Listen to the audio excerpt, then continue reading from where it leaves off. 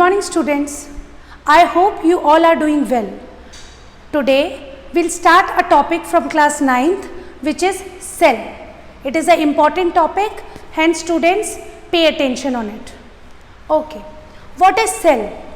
It is the basic structural and functional unit of life.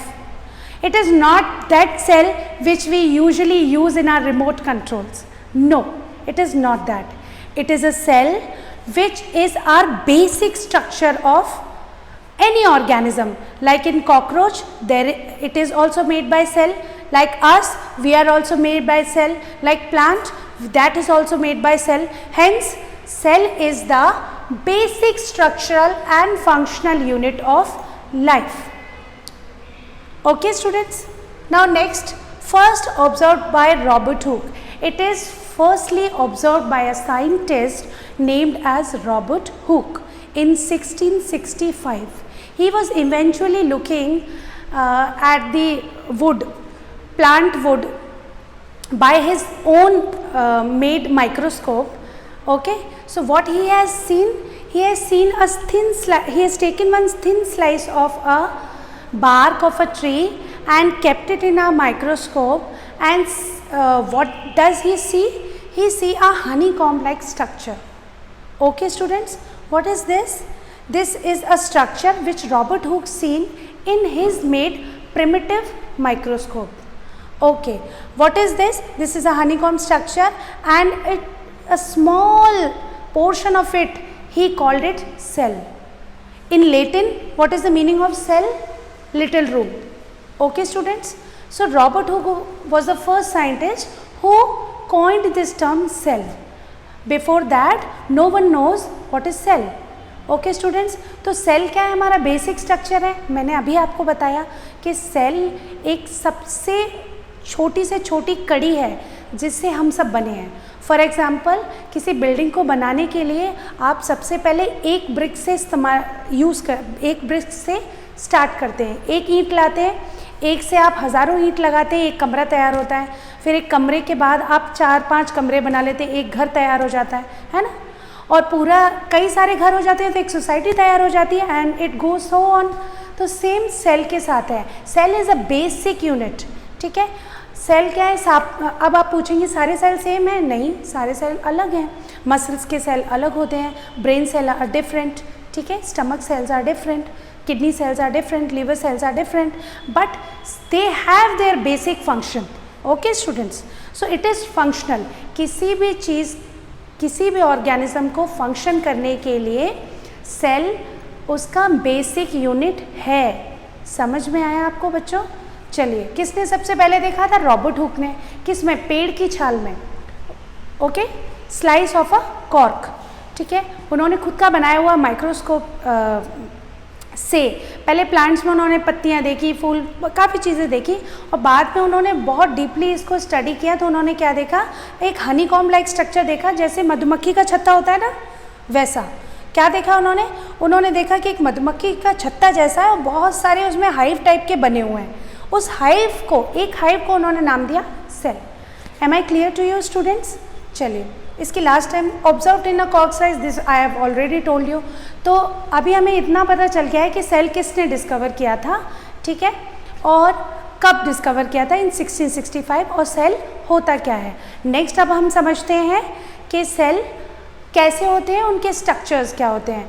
Also we'll talk about cell theory. Okay students? Okay students, so we have discussed about cell, who discovered it. Now we will talk about cell theory, which is being proposed by Matthias Skalden and Theodor Schwann in 1839. But one more scientist is written here. We will talk about him as well. What is his contribution in this theory?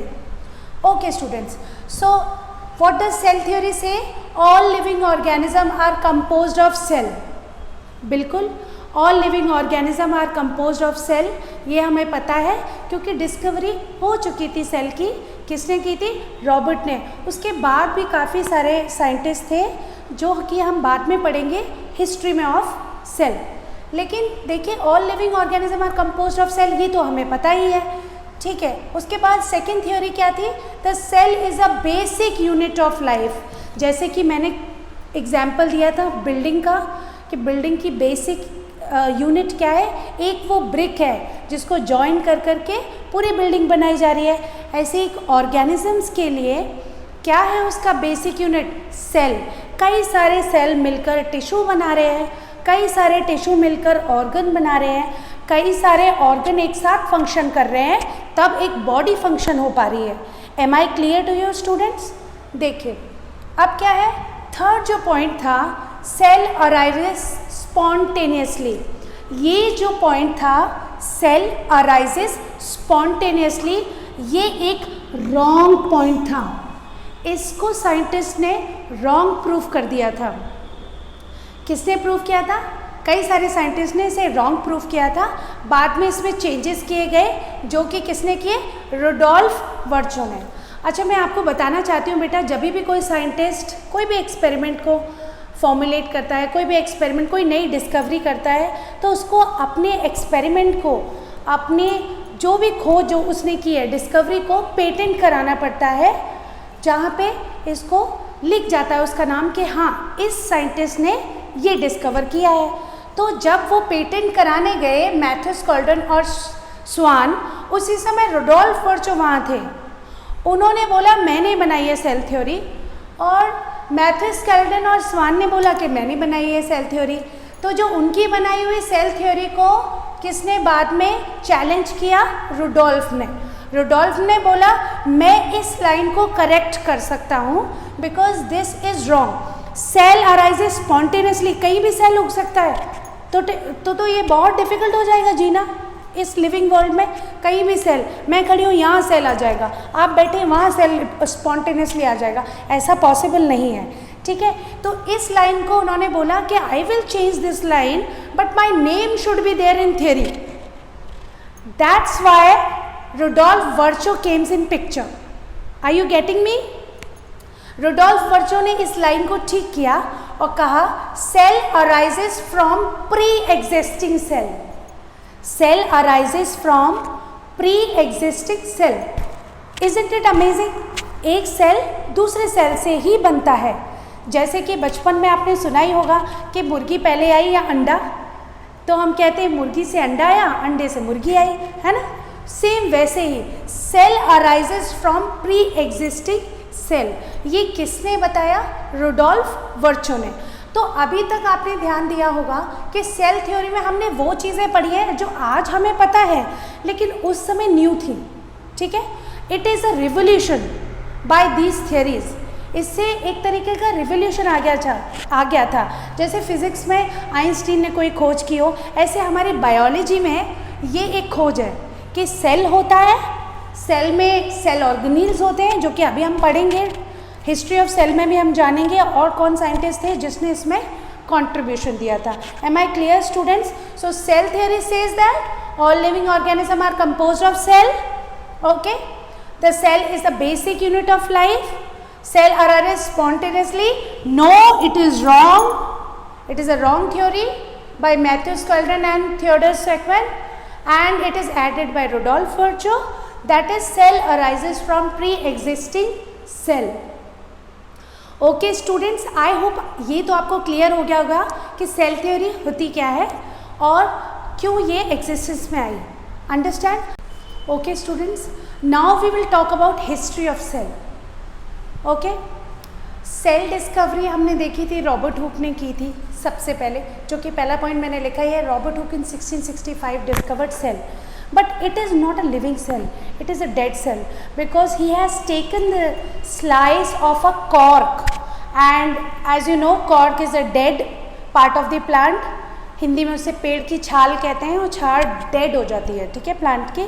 तो what Robert Hooke have seen in the microscope is dead cell, but after that few years later in 1674 Leeuwenhoek discovered the cell in pond water.